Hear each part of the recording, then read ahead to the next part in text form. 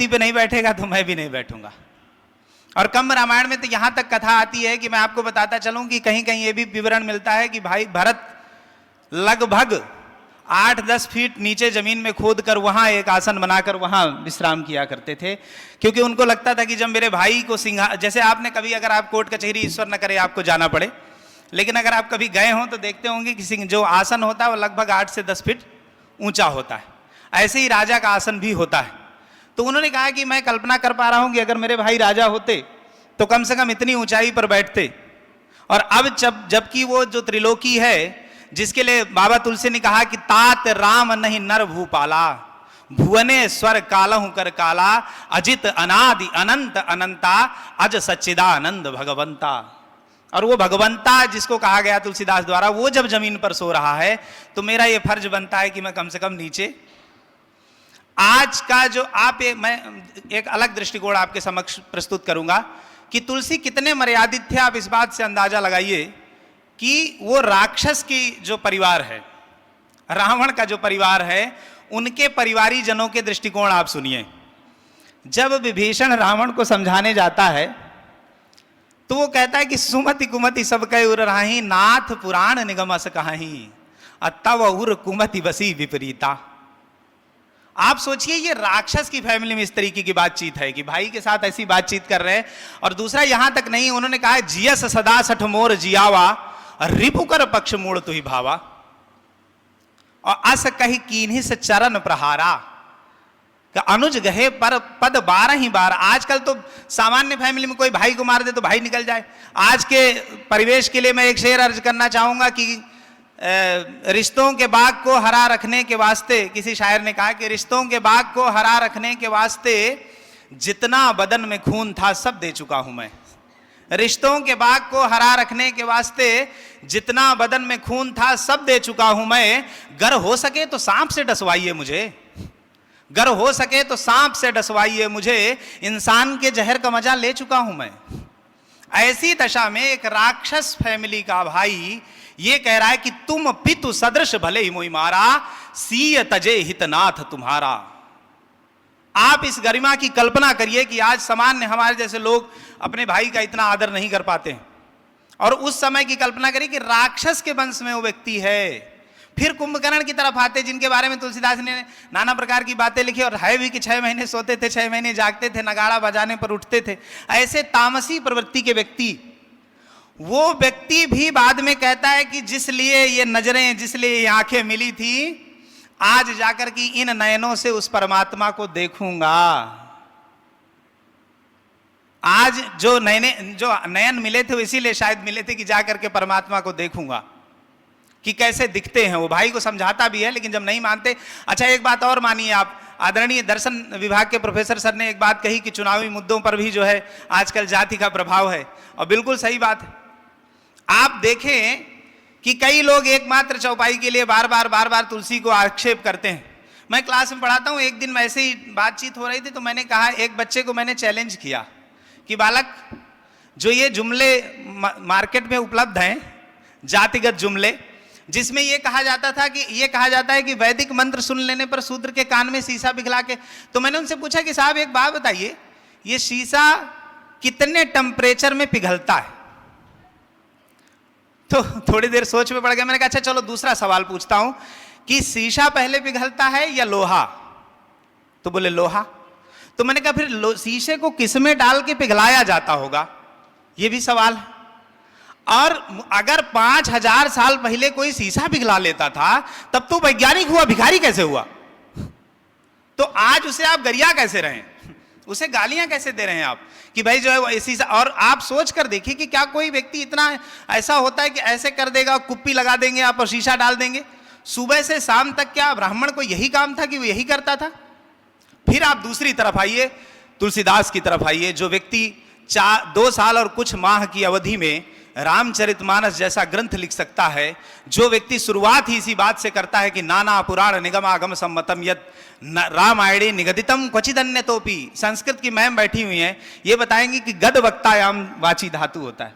आमतौर पर सामान्य नागरिक ये जानता है कि कथ धातु होता है, बद धातु होता है, लेकिन गद वक्तायाम वाची और लिट लकार एक वचन। वहां जाके प्रयोग कर रहा है वो व्यक्ति कि रामायणे निगदितम क्वचिदन्यतोपि। जो व्यक्ति ये लिख सकता है कि नमामि समीसान निर्वाण रूपम विभुम व्यापकम ब्रह्म वेद स्वरूपम, वो व्यक्ति ये कह रहा है कि यही कर होए परम कल्याणा सोई करो कृपा निधाना। उसने शूद्र को श्राप नहीं दिया, वो कह रहा है कि क्षमाशील जे पर उपकारी, उत्तरकांड में, कि क्षमाशील जे पर उपकारी ते द्विज प्रिय मुहि भुवन खरारी। अगर आप ध्यान से, विद्यार्थी भी कुछ नीचे बैठे हुए हैं, मैं उनसे अपील करूंगा कि उत्तरकांड जरूर पढ़ें, सुंदरकांड न पढ़ें एक बार चलेगा। और उत्तरकांड में जाकर आप देखेंगे कि तुलसी ने गरुण के लगभग 50 नामों का वर्णन किया है। आप उनकी शब्दावली देखिए। और उस व्यक्ति ने जिसने कहा कि परहित सरिस धर्म नहीं भाई, उस व्यक्ति ने जिसने परमात्मा हनुमान जी को यह कहा कि अतुलित बलधामम हेम शैलाभदेहम धनुजवन कृशानुम ज्ञानी नाम अग्रगण्यम, उसको आप ये कह रहे हैं कि जो है क्या नाम है वो एक पार्सलिटी करने वाले थे या समाज विशेष के प्रति ऐसा भाव रखने वाले थे। अगर हम फिर से तुलसी की तरफ चलें और ये बात करें कि भाई हनुमान जी की बात करें, आपको याद होगा जब हनुमान जी सीता का पता लगाकर आते हैं तो परमात्मा राम ये कहते हैं कि रे कपि तुहि समान उपकारी नहीं को सुर मुनि नर तन धारी। उसके बावजूद हनुमान जी इतने विनम्र दिखाए गए हैं रामचरितमानस में, और वो हैं भी, कि वो उनके बगल में नहीं बैठे। आजकल तो आदमी थोड़ा सा कुछ हो जाता है तो तुरंत पहले जो है ऊपर ही आके कि भाई नहीं पहली पंक्ति में तुरंत हम बैठेंगे, लेकिन उन्होंने ये भाव नहीं रखा, ऐसा नहीं किया उन्होंने आप किसी शायर ने हनुमान जी के लिए लिखा कि अदब इतना कि चरणों में पड़े हैं, अदब इतना कि चरणों में पड़े हैं, और बल इतना है कि लंका खाक कर दें, और बल इतना है कि लंका खाक कर दें। ऐसे पात्र आपको मिलेंगे, मंदोदरी जैसी पात्र वहां आपको मिलेगी जो पति को समझा रहे, राक्षस की फैमिली में। कई लोग ये भी आक्षेप लगाते हैं कि भाई सीता को निकाल दिया, ये किया वो किया। डॉक्टर मनोज श्रीवास्तव मध्य प्रदेश के आईएएस थे, 68 बैच के आईएएस हैं, रिटायर्ड हैं इस समय। उनकी एक किताब है सुंदरकांड सुंदर क्यों है, और एक किताब है सुंदरकांड एक पुनर्पाठ। उसमें उन्होंने बताया है कि ऐसा कैसे हो सकता है कि जो सीता बार बार राम के मना करने पर, उनके साथ चलने पर अड़ी हुई है, वो सीता इतनी आसानी से निकल कैसे गई।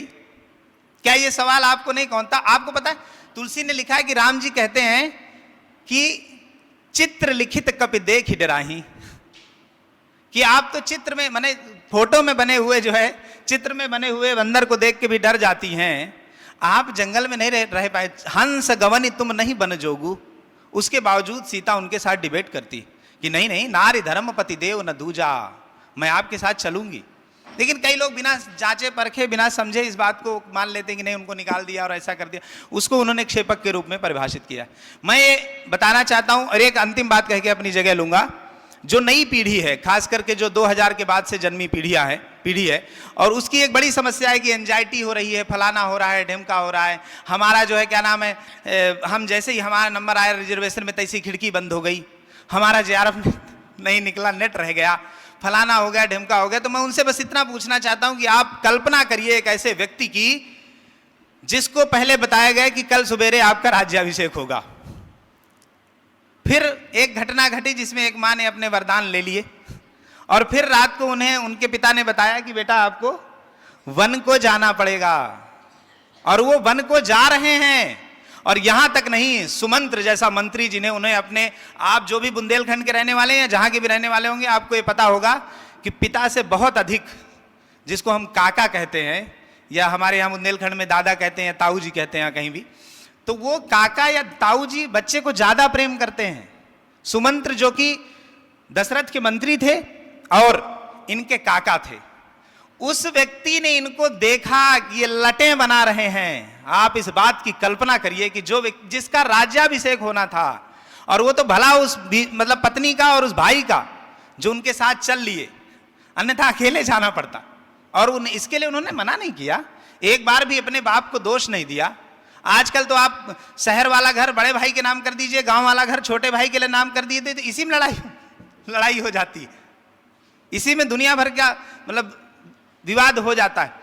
ऐसे दशा में आप कल्पना करें कि उनका मैनेजमेंट, मैं एक छोटा सा वो बताता हूं घटना। परिक्रमा आप सब लोग जाते होंगे चित्रकूट, वहां एक आंटी जी बैठती हैं, उनका मैनेजमेंट देखा मैंने, गजब का। बगल में उनकी छोटी सी गौशाला है, छोटा सा खेत है, वहीं बैठ के और छोटे छोटे गट्ठर बना के लोगों का बुध ग्रह ठीक करने के लिए गाय को चारा खिलाने को कहती।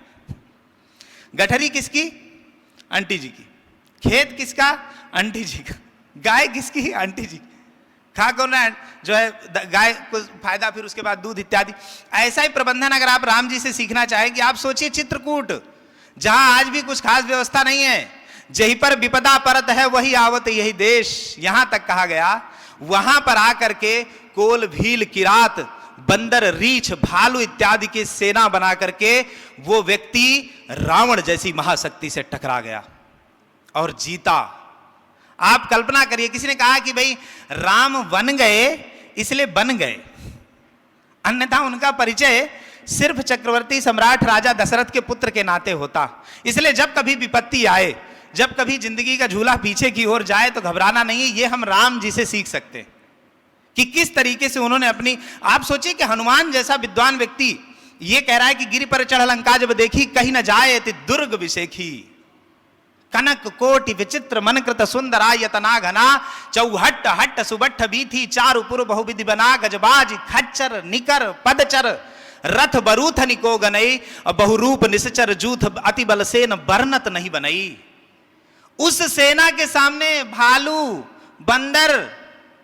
लेकिन फिर वो ये भी बताते हैं, जब दो लोग लौट के जाते हैं जो है रावण के पास, तो ये भी बताते हैं कि जे पुर दहेउ हतेउ सुत तोरा, सकल कपिन महत ही बल थोरा। बहुत कम लोगों को ज्ञात होगा, या जो रामचरितमानस का पाठ करते होंगे, कि भाई वो फिर दूत बताते हैं कि उससे बलशाली बंदर है उधर कंपनी में, और एक भी बंदर ऐसा नहीं है कि जो तुम्हें अकेले युद्ध में जीत नहीं सकता। सकल कटक मह एक कपिनाही, जो न तुम्हें जीते रन माही। और कहता उससे विशेष बंदर कौन से? तो कहता दुविध मयंद नील नल अंगद गद विकटासी, और दधिमुख के हरि निसठ सठ जामवंत बलरासी। इस तरह की व्याख्या करने वाले, इस तरह की तुलसी, जो अपने आप को बाद में ये भी कहते हैं कि मैं कवित विवेक एक नहीं मोरे, सत्य कहूं लिखी कागद कोरे।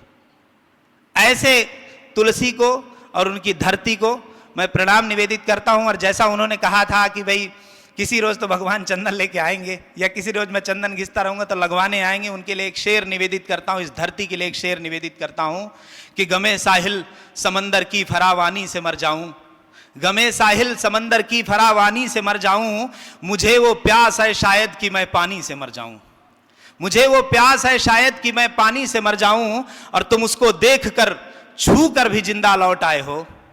तो अपनी धरती के लिए कहता हूं कि तुम उसको देख कर छू कर भी जिंदा लौट आए हो, मैं उसको ख्वाब में देखूं तो हैरानी से मर जाऊं। इन्हीं पंक्तियों के साथ मैं अपनी वाणी को विराम देता हूं। आदरणीय किरण मैम का एक बार पुनः धन्यवाद ज्ञापित करता हूं।